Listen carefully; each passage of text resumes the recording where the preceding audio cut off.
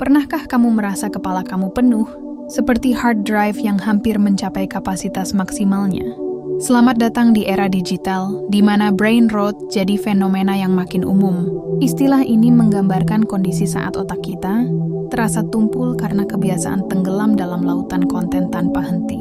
Sekarang ini, kita dibombardir dengan konten pendek, mulai dari Reels, 15 detik sampai meme yang dibuat untuk memberikan ledakan dopamin instan. Setiap kali kamu swipe up, ada kepuasan sementara, kayak ngemil keripik yang nggak bisa berhenti. Tapi apa dampaknya? Rentang perhatian makin pendek, dan banyak orang mulai merasa nggak produktif. Pernahkah kamu mengalami ini? Niatnya cuma mau nonton satu video, tapi 2 jam kemudian, kamu masih aja terjebak di sana. Ketawa sendiri lihat kompilasi kucing lucu, terus tiba-tiba sadar, kemana waktu gue tadi? Fenomena ini lebih dari sekadar hiburan. Kalau enggak disadari, ini bisa bikin kita lebih nyaman jadi penonton daripada aktor utama di hidup kita sendiri. Ini masalah besar yang harus kita sadari. Sekarang, yuk coba pahami lebih dalam tentang fenomena ini dan gimana cara mengatasinya. Kamu punya pilihan. Banyak orang terjebak dalam ilusi bahwa media sosial sudah mengambil alih hidup mereka. Tapi benarkah begitu? Konten itu pasif. Video lucu, artikel clickbait, atau meme absurd itu cuma ada di sana, menunggu untuk dikonsumsi. Tapi kitalah yang mutusin apakah mau mengonsumsinya atau enggak. Ibarat makanan di meja, apakah kamu mau makan atau enggak, itu keputusan kamu sendiri. Kadang kita merasa enggak berdaya terhadap konten digital, kayak saat kita marah tanpa kendali gara-gara seseorang memprovokasi kita. Kita berpikir, dia bikin aku marah, padahal sebenarnya, kemarahan itu adalah reaksi kita sendiri. Sama halnya dengan konten digital. Bukan kontennya yang bikin kita kecanduan, tapi keputusan kita sendiri untuk terus menggulir tanpa sadar. Begitu kamu sadar bahwa kendali itu ada di tangan kamu, semuanya berubah. Kamu bukan korban algoritma. Kamu adalah pengemudi yang menentukan arah hidupmu sendiri. Jadi sebelum mengeluh soal betapa penuhnya pikiranmu karena scrolling tanpa henti, coba tanya diri sendiri. Aku yang mengontrol konten atau konten yang mengontrol aku? Apakah algoritma terlalu kuat? Pernahkah kamu merasa dunia ini terlalu canggih buat kamu? Algoritma terlalu pintar, notifikasi terlalu menggoda, dan kamu cuma bisa pasrah mengikuti arus. Nah, disinilah letak masalahnya. Keyakinan bahwa kamu nggak punya kendali atas hidupmu sendiri. Banyak orang tanpa sadar percaya bahwa perilaku mereka sepenuhnya dikendalikan oleh lingkungan, atau lebih spesifiknya, algoritma media sosial. Pikiran seperti aku begini karena TikTok terlalu adiktif. Itu adalah pembenaran yang bikin kita makin pasif. Kalau terus-menerus menyalahkan algoritma atas kebiasaan kita bakal berhenti berusaha untuk berubah. Kebiasaan buruk makin mengakar, dan siklus ini bakal terus berulang. Kita jadi seperti orang yang terjebak di treadmill, terus berjalan, tapi nggak pernah benar-benar maju. Tapi coba jujur deh, apakah kita benar-benar nggak berdaya, atau kita cuma terlalu nyaman untuk mengambil tindakan? Menyalahkan lingkungan memang lebih gampang daripada bertanggung jawab. Tapi kalau kita mau berubah, kita harus mulai dengan satu langkah kecil, mengambil kembali kendali. Hidup adalah tentang pilihan. Tahukah kamu kalau setiap hari kita membuat sekitar 35.000 keputusan, mulai dari memilih baju yang mau dipakai, sampai memutuskan apakah mau balas chat sekarang atau nanti.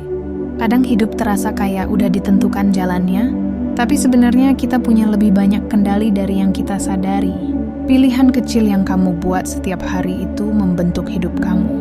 Misalnya ketika notifikasi muncul di layar, kamu bisa memilih untuk langsung membukanya, mengabaikannya, atau bahkan menonaktifkannya sama sekali. Mungkin kelihatannya sepele, tapi keputusan-keputusan kecil ini kayak tetesan air di batu, pelan-pelan bisa membentuk kebiasaan baru yang lebih sehat. Banyak hal dalam hidup yang nggak bisa kita kendalikan, dari algoritma, media sosial, sampai cuaca yang tiba-tiba berubah. Tapi seperti dalam permainan kartu, meskipun kita nggak bisa memilih kartu yang kita dapatkan, kita tetap punya kendali atas cara kita memainkannya. Kita bisa mengeluh dan menyalahkan keadaan, atau kita bisa cari strategi terbaik buat memanfaatkan apa yang ada. Pada akhirnya, kendali bukan berarti kita bisa mengatur segalanya, Tapi gimana kita memilih untuk merespons setiap situasi? Gimana cara mengatasi brain rot? Tenang, brain rot bukan vonis akhir. Dengan beberapa langkah sederhana, kamu bisa kembali jadi kapten kapal dalam hidupmu. Berikut beberapa cara yang bisa kamu coba. 1. Ubah pola pikir kamu. Berhenti menyalahkan algoritma atau media sosial.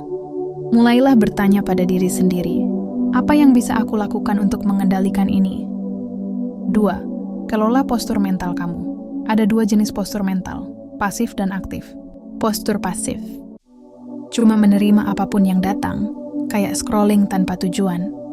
Postur aktif, sadar dengan pilihan yang diambil dan memilih untuk bertindak dengan sengaja.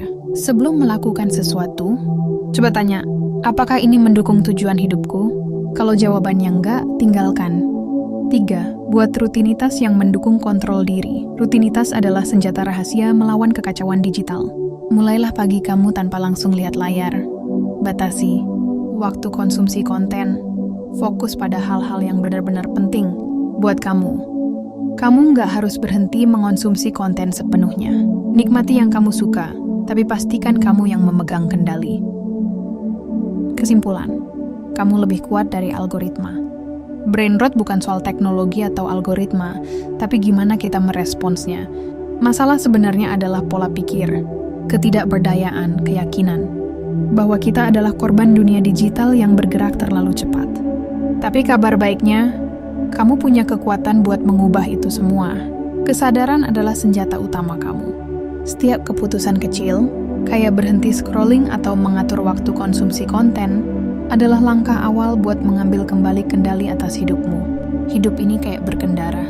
Kita mungkin nggak bisa ngontrol jalanan, cuaca, atau pengemudi lain, tapi kita selalu bisa memilih gimana cara kita memegang kemudi. Jadi pegang kendali itu dengan kuat. Jangan cuma jadi penonton, tapi mainkan peran utama dalam hidupmu sendiri.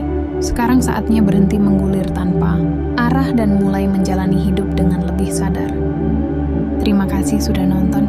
Jangan lupa like and subscribe dan tulis pendapatmu di komentar. Sampai jumpa di video selanjutnya.